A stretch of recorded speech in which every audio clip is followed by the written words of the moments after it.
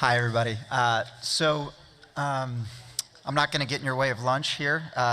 Real quick, what I'd like to do is tell you, yesterday I had an opportunity to hang out with the students from Genes in Space. And like Jennifer just said, my background is physics, so I wasn't expecting to make it much beyond welcome to Genes in Space. When I saw these presentations from these amazing students yesterday. First, I would like to acknowledge those groups before we give the award, but even before that, for any academics that are out there, now that I've seen the talks, if you have a paper that you're kind of dragging your feet on finishing and you haven't yet finalized it before you send it in for peer review, I'm going to recommend you push through the weekend and get that done. Because that table right there is about to scoop you. They do some absolutely amazing things about a decade too early.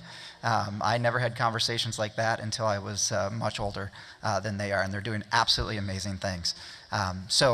If you would indulge me, I know them on a first name basis from hanging out with them yesterday, but if I could, I'd like to acknowledge all 5 of the individual groups. Some are individuals, some are 2 or 3 or 4 students. And then we'll announce the winner for this year's 2016 Genes in Space. So first, if you would, stand up Finsam Sampson from Troy, Michigan.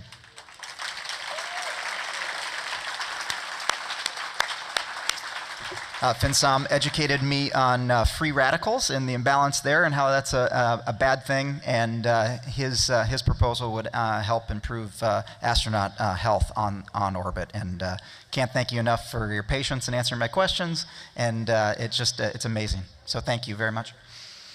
Then the next individual is Julian Rubinfien from New York.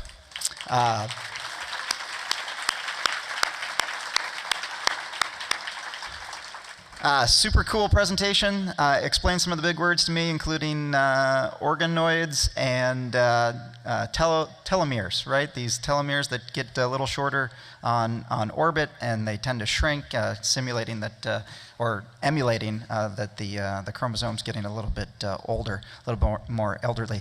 After we're done, Julian, you got to tell me if after a person returns from space, if they're not in fact elderly, and I get to ask that because Scott Kelly isn't in the room.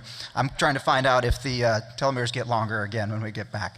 But great work from Julian. The next group is Mason, Dylan, and Kylie. Mason Frazzado, Dylan Barcelos, and Kylie Cooper from Massachusetts. Really cool proposal on horizontal gene transfer. Did I get that right? So not so much generational, but side to side, and species essentially educating each other. So again, I learned a ton. Thank you for that presentation yesterday. One more bigger group, and I'm not sure if Seth Biddle made it, but the group from Oklahoma, including Corey, Justin, and Savannah. Corey Audrey, Justin Harris, and Savannah Weaselbear.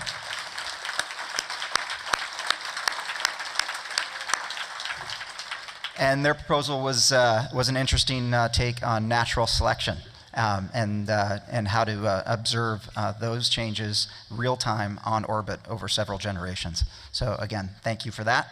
And finally, we had, she says it so much more beautifully than I do, Shabelis Bayamana.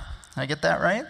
There, yeah, and Amy Gu, who did incredible work there up in Massachusetts on EBV, the virus that we all know leads to mono, and the reactivation.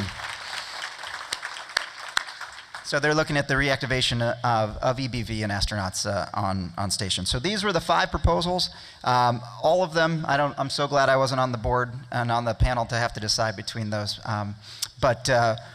If I could ask the winner to come up and join me, I think we've got an enormous trophy here for Julian Rubinfien.